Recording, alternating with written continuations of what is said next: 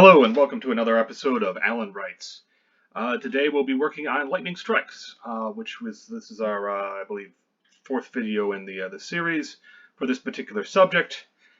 This has to be it's apparently going to be a romance, a potentially sci-fi tinged romance in the modern era where lightning plays a role. Our main lead is Kelly, and I don't know our main male lead. Will figure that out when the time comes. Here we are. She's just gotten a lift from the deputy to see her not her husband, her father, who has been killed in a lightning strike in the same storm that basically hit her car and killed it and almost killed her. So that's the start of things, and well, I don't know where we're going with this. I didn't expect to have too much time to work on this, but my place of work has shut down for the COVID-19 thing, and I'm on an interior shelter-in-place, don't go out unless you need groceries thing that Michigan has enacted. And so here I am with some time on my hands that I'm going to make good use of.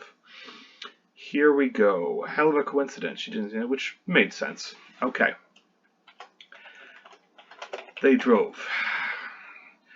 Let's see. This is a chance to describe where they live, which is, I'm going to say, it's somewhere in the rural area of a state.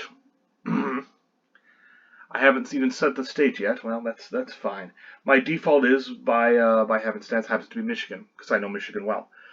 This could easily be North Carolina. This could easily be Arizona. Although, let's be honest, if you've set it out west, the west has a very distinct feel to it. So do some areas down south. So do some areas up north. If you have a particular flavor that we need for this, we'll need for that. I need a place where it has. I don't have any particular criteria. No, there's no particular criteria to this. There's nowhere where it has to be. We don't have to be in the mountains. We don't have to be in the lowlands. We don't have to be in the Great Plains. Although, to be honest, the Great Plains.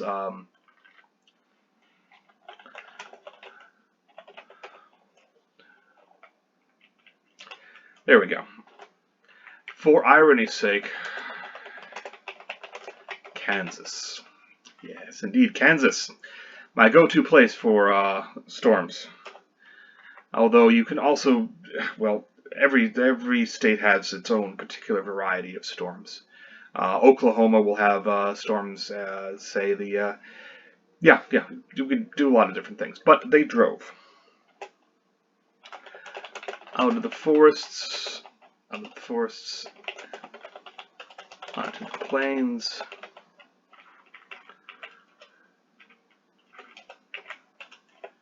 and onto the plains, where the land sloped down to become cake flat. Scrub dominated.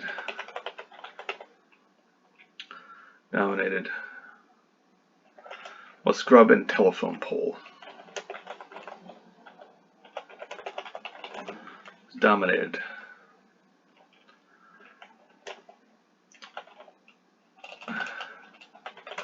The rain slicked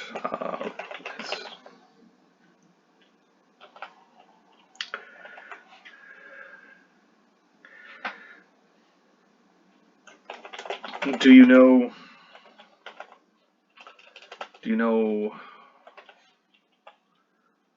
who's taking care of him? She asked. All right. This is would he know? I don't think so. Afraid not.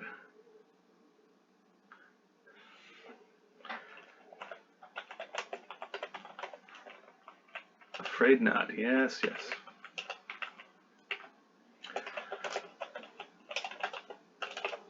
Kessler and Kessler. Who did that? He said. He replied. They take care and that counting.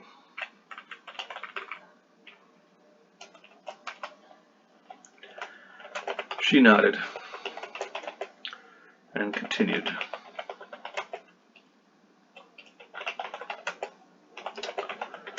Down the road.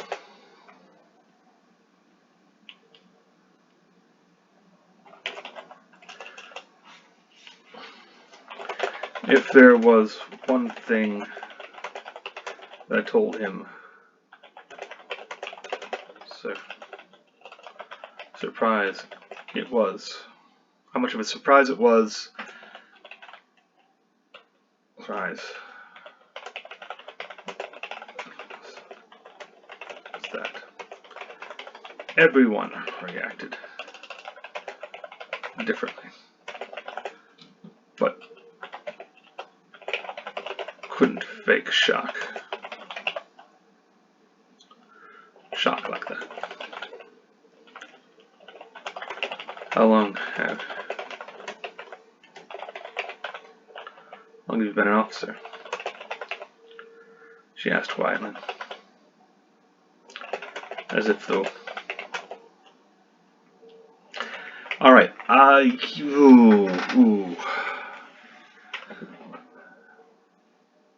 as the words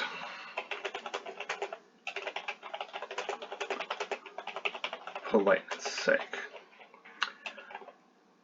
She's trying to be civil, and if you've ever had a sudden death in your family, you notice that there's a you can kind of just go through the motions of things. You're really not listening or paying too much attention, but you're just talking to talk and trying to get to the facade of normalcy going, so that perhaps it can take root. 2 years.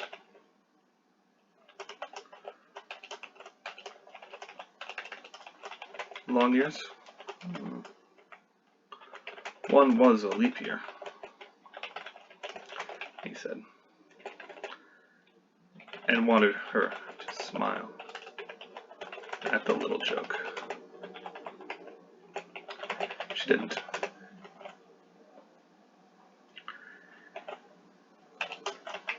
What did you do for a living?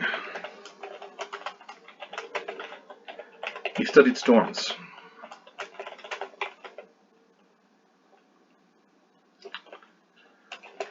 Okay. It's all right. That's ironic. All right. This is a kind of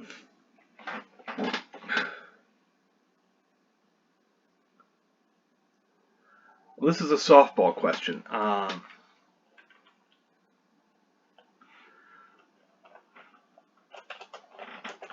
I won't. It never helps. It's a softball question to him, and it shows that he understands irony, he appreciates it, but, you know, in things like this, he's not going to mention it because she's not deserving of the tang of irony. If this was a criminal, it would probably be different. But for her, he's this way, and this will be maybe a sticking point in the relationship. Their relationship is a rocky potential relationship. Because he works as an officer, and that requires a particular mindset. He can't just shrug off. He takes his work home, and his work can be grim. So that's their sticking point, is whether or not she can get him to lift off his work, his grimness, his having to deal with humanity at its worst. If he can do that, then they could be a couple, because she certainly finds him interesting. The stability is particularly appealing at this point in her life. I mean, it might not be a relationship that lasts long, but The question is not whether it lasts their lifetime, but whether it lasts the arc of the book, and whether they get together at the end, for however long that is. They don't need to live happily ever after for it to be satisfying. I won't in Never House. She nodded. Yeah. Makes you feel good. Makes you feel good. Like the world makes sense. Somehow. Because God has a sense of humor. But after a little while, the irony just being ironic.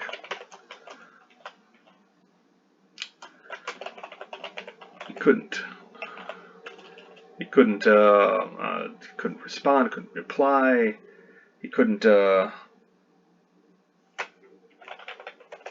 agree more.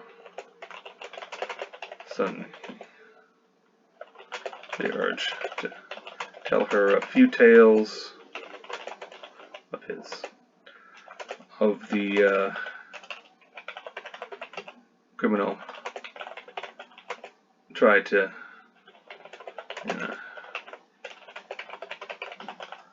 tried to hide in the crash compactor.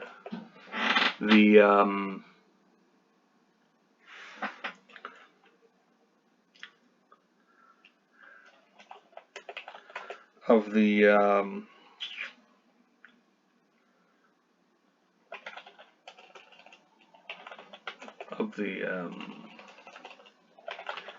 father who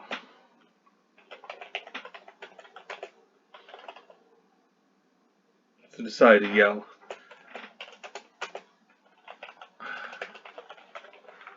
The father of 3.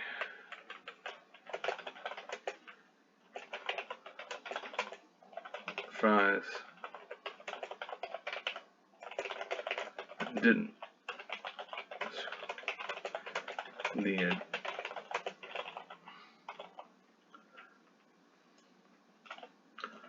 But he held back. Wasn't what she needed. Wasn't what she needed. Wasn't what she needed. Right now, just needed someone to drive her to her.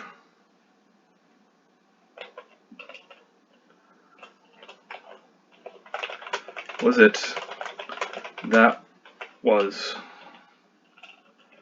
this service? Because officers they do the protect and serve bit, and many of them take it very seriously. They're there to protect others, and you're there to serve the community. However that may be.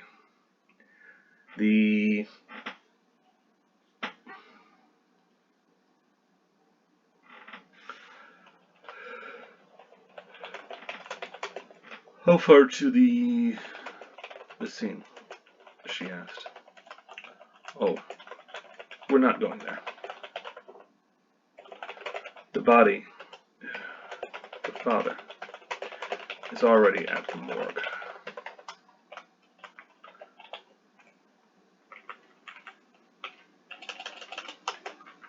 Oh, she replied.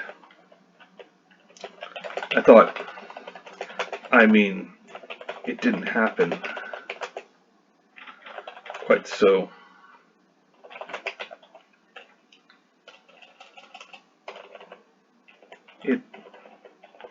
Why? There was no point in keeping the body in the rain.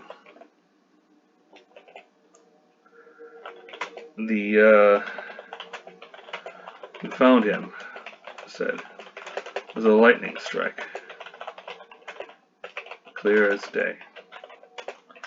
And when that happens, there's no reason to go rounding up witnesses. Yeah, guess not.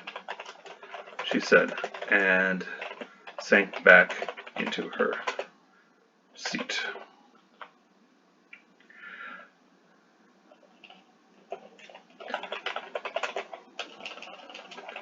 Thanks for putting up. Thanks for putting up with me. I was ordered. I was ordered, he said. Said in a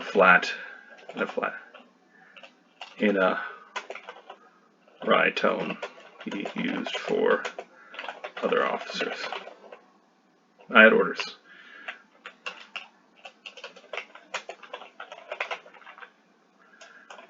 She got the joke.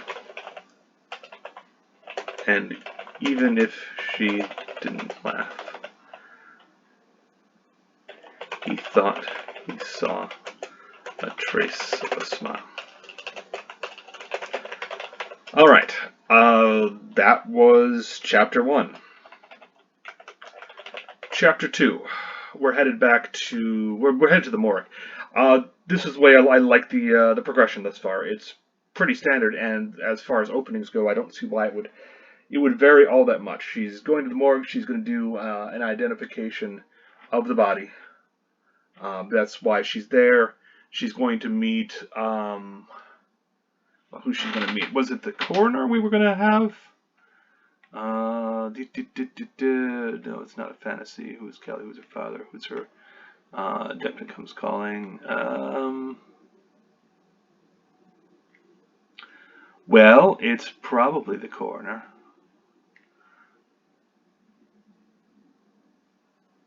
Yeah. The coroner. Our NT personality. Alright,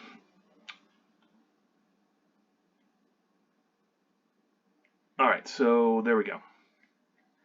She's going to meet the coroner here. Now, NT personalities tend to be very good at their job. They don't tend to be people, though that can happen.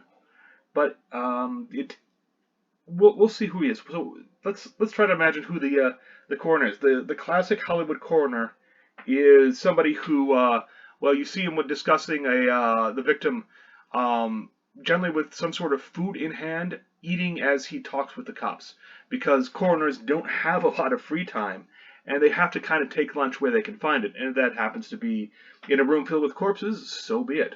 That's the way it goes. And when they've got free time is when they're talking to the police officers, so they can be there between bites and make effective use of their time. That's very NT-like in terms of that. Now, that doesn't necessarily mean that will be our coroner. The coroners can be fussy, it's going to be male, because I've already said this is going to be a male-female romance. That's the case. Yeah, that's a given. I'm not gonna change that up. It's possible, of course, to change romantic partners while you're writing, because if you want to flop genders, not a problem. You want to change background details, you can change anything. And again, that's for the second draft. But in order to proceed to the second draft, you have to have a first. So here we go, Chapter 2. I'm going to start off defining whose eyes it is. This is Kelly. Kelly saw the morgue coming way off. There's no mistaking the bland architecture.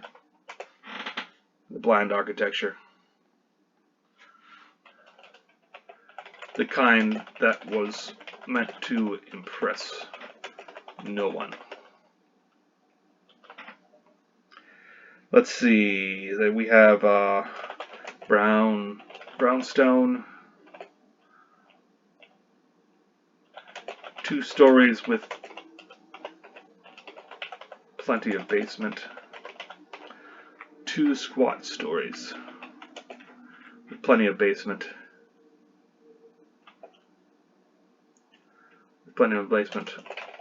According to the what is it? Not a typhoon, not a hurricane. It's a Where's my brain on that? Tornado. Tornado shelter. Going to the tornado shelter signs. 200 people could safely be its deaths. Maybe more. Maybe more.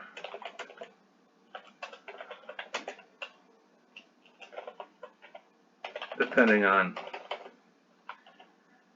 She shook her head.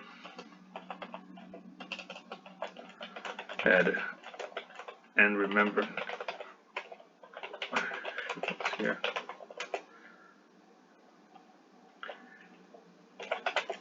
Not in the cruiser. Not in the police cruiser. The state police cruiser.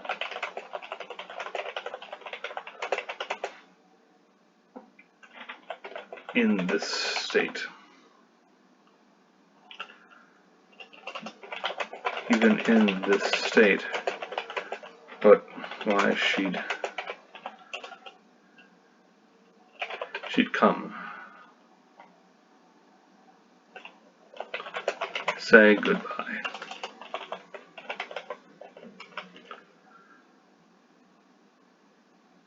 Did she? This isn't even a funeral, but yeah, she's identifying the body, so she's got to come to terms with it quickly. She's not. This is not just a funeral.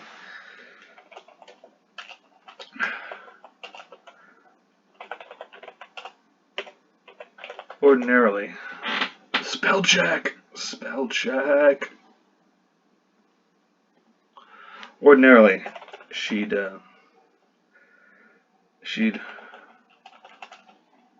go to a funeral, see deceased one last time. Someone else would set this up. Someone else would find the body. Someone else would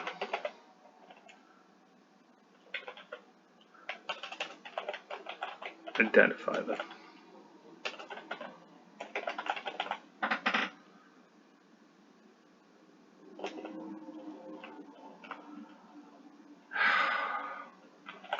The car was parked. Engine idling.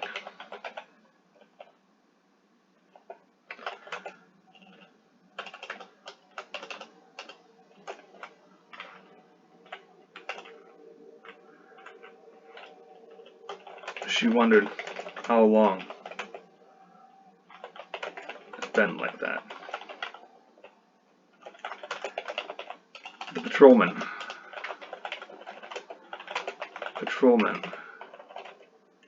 God. What was his name? Made as if to fill out some paperwork.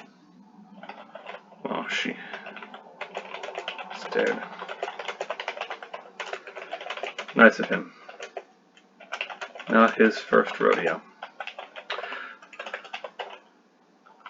Okay. Do I just go in? She asked. I'll escort you. I'll escort you. He replied.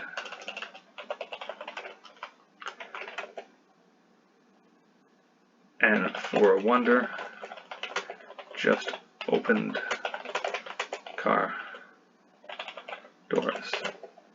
Got on with it.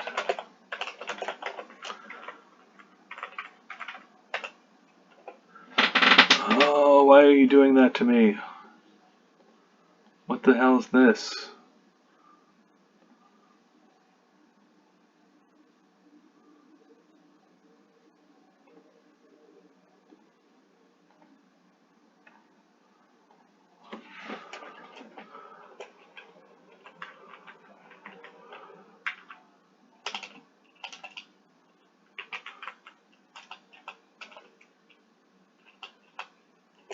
Alright, that's a That's a formatting error, and I don't care.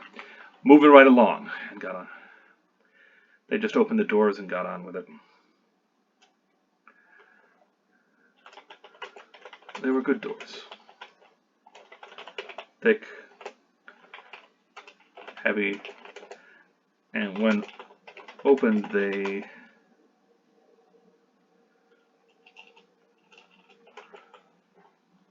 a rush of cool air. Interior.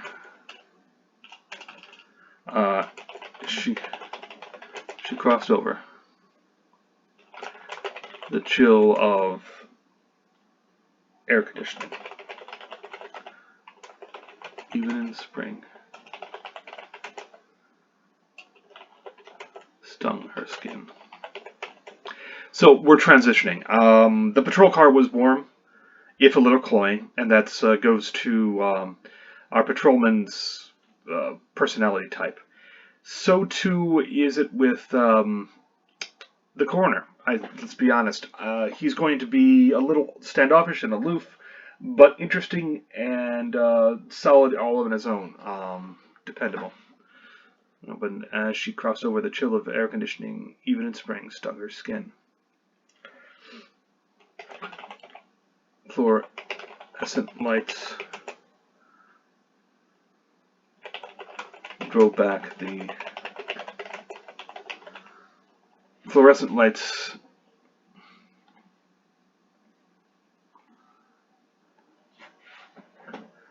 impending night,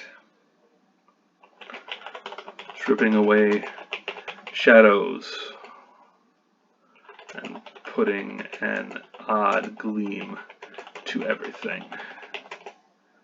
To what kind of furniture? To cool. To steel furniture, and fake plants.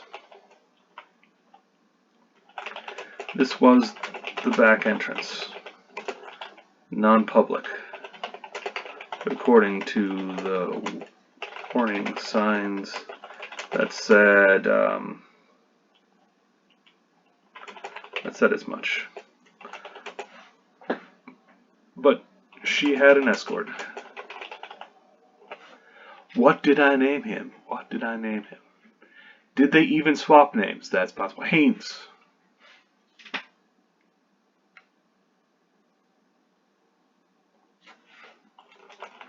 Patrolman name.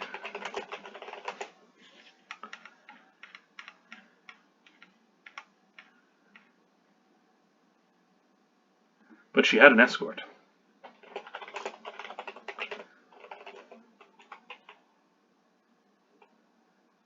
Hancock?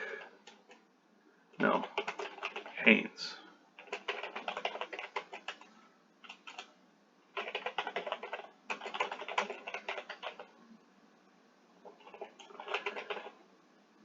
Haynes took the lead, found the right gray door, and took her down a flight of cold white stairs. She found her pace lacking, not just from the chill, which forced her to wrap her light jacket tight, but from the knowledge of what awaited her.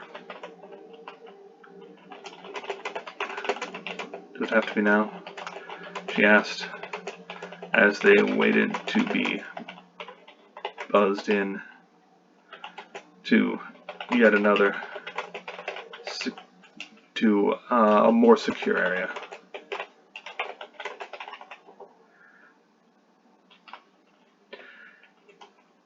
It is preferable. So before, well, I'll let, I need a name. I'll let him explain.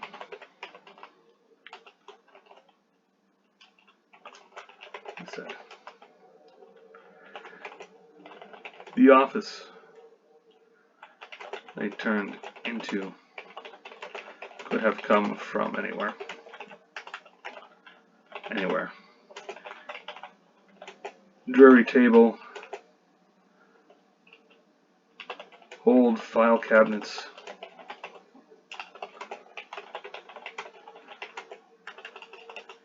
whose functions seem to be holding up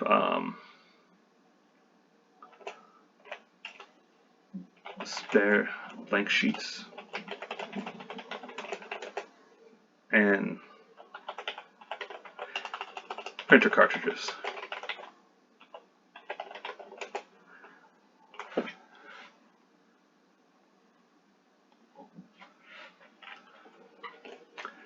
Could have come from anywhere in the past decade. If you've ever been to a state-run facility, you know that they run on a budget, and often the stuff they get is secondhand or just fairly old, because the money to update them is not as current as a corporate equivalent. And yet it works. It works for them. There, behind the desk, sat. All right. A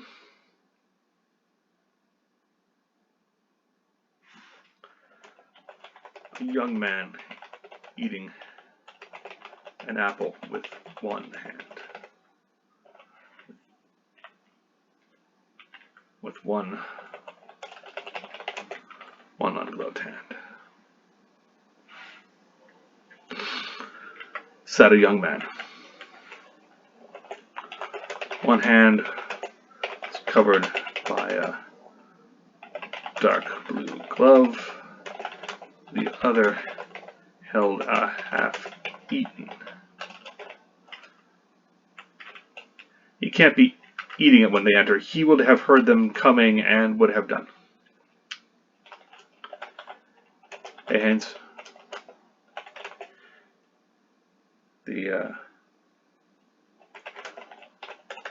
Behind the desk said,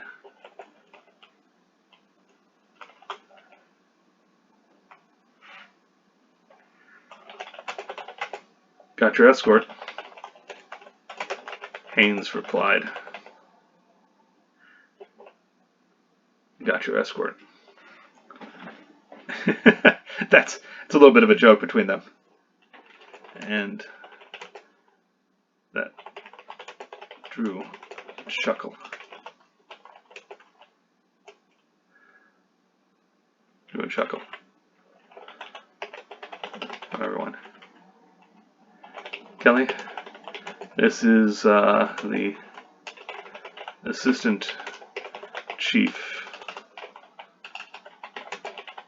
coroner. I'm going to use Douglas as a placeholder. Douglas James. No, can't use James. Too close to Haynes.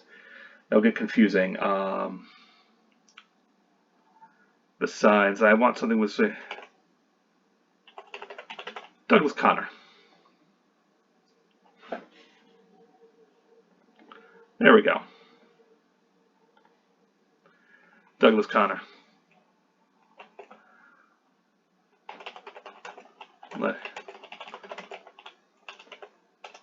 Don't let his looks fool you. He knows his work.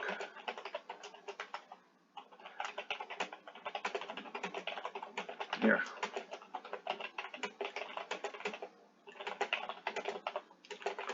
And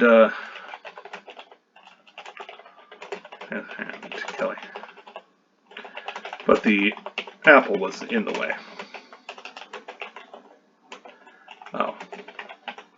Never mind. Oh.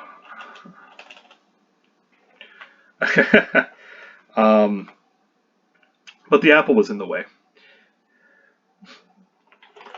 With a snort, he lowered it when it came there. to shake either.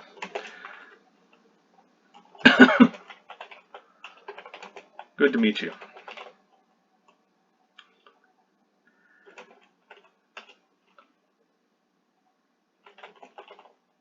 Are you ready?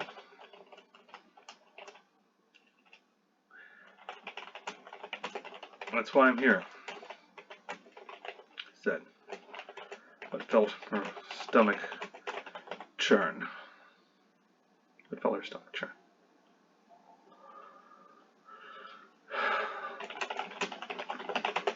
What came next? All right, and we're going to stop here. This is a good enough stopping point. She's met the coroner. We don't really know too much about him, other than the fact that his name is Douglas, and that we're going to put a little memory thing where the patrolman James Haynes, coroner Douglas Connor. I like the use of Connor and coroner because they're it reminds the reader what the guy's job is in case they've forgotten. James Haynes, patrolman. It's close enough. Every little bit you can help your reader figure out where you're going from, because a name is just a name, unless you need something specifically for a historical or otherwise a connection. You've got a lot of flexibility for what you name your characters, and name them as you need to. But enough about that. This has been Alan Wrights, and I hope you'll join me again for the continuation of this excursion into creativity. I hope you have a good day. Thanks for watching.